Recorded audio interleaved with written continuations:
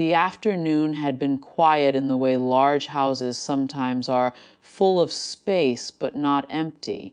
Sunlight stretched across the living room floor, touching the edge of the long oak table I'd restored myself years earlier. I had been reviewing renovation notes for one of the newer properties in the development when the front doors opened without knocking. Confidence entered the room before the people did. She walked in first, young, polished, the kind of confidence that usually belongs to someone who has never had to question it. My ex-husband's new wife, 26 if I remembered correctly. Behind her were two men I didn't recognize and a third person carrying a folder. No one looked particularly hostile. They looked procedural, like people who believed they were handling something routine. She didn't greet me. Instead, she placed a set of documents on the table like a judge delivering a sentence. "This mansion belongs to my daddy's company now," she said, her voice bright with satisfaction. "You'll need to vacate. We're giving you 2 weeks, which is honestly more generous than we have to be." I didn't reach for the papers. I watched her. There's a particular tone people use when they think power has already settled in their favor. It isn't cruelty exactly, it's certainty. One of the men began looking around the house, measuring things with his eyes. Another opened a tablet. She continued talking. "There will be some renovations before we move in," she said, glancing toward the staircase. "My designer thinks we should open the entryway. The space feels older, older. I built that entryway 22 years ago. I still didn't interrupt. Inside my mind, something slower was happening. Not anger, not panic, just a quiet review of memory. The divorce settlement, the asset restructuring afterward, the corporate holding structure that had taken almost 3 years to build quietly after I walked away from the marriage. My ex-husband had always assumed he understood the business side of things. He'd liked saying, "or properties" at dinner parties. But the documents had never been structured that way. The young woman tapped the folder again. "You should probably look," she said. "The purchase closed last week." Now I reached for the papers. The acquisition contract looked legitimate on the surface. A holding company connected to her father's development firm had purchased several lots in the surrounding development, including this one. But halfway down the page, the buyer's corporate entity appeared. I recognized the name immediately. Most people wouldn't have. It was 3 layers deep in a holding structure. But it was mine.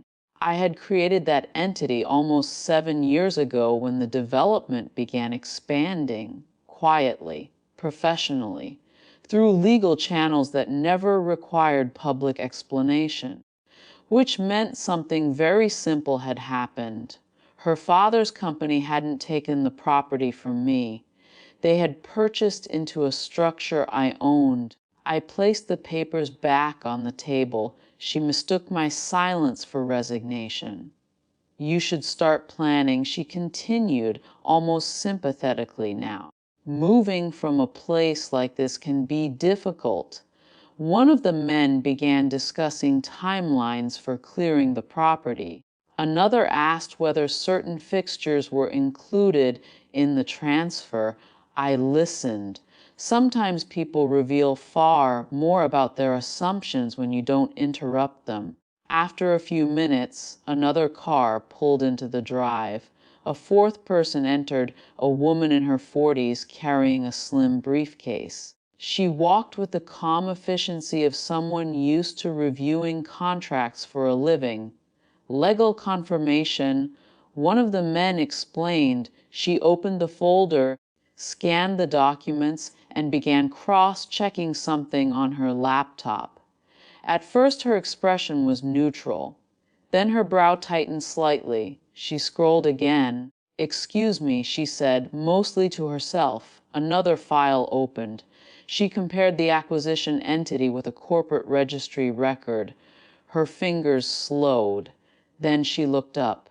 "Who is Miss Carter?" she asked. The room shifted. "That's me," I said. She studied me for a moment, then turned the laptop toward the others. "This acquisition doesn't transfer direct ownership of the property," she said carefully.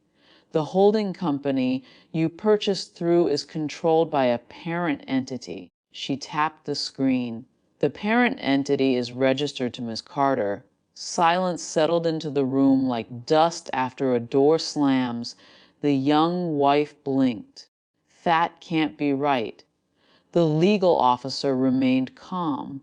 "The transaction transferred capital into the holding structure," she explained, "but operational ownership remains with the controlling partner." She glanced at me again. "In this case, that's Miss Carter." No one spoke. A moment earlier, the house had felt like a stage where my removal was already scheduled. Now it felt like a boardroom where the agenda had quietly changed. I folded my hands on the table.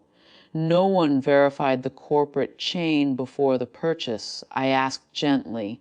The legal officer didn't answer directly, but the look she gave the others said enough. The young woman looked at the documents again, as if the ink might rearrange itself.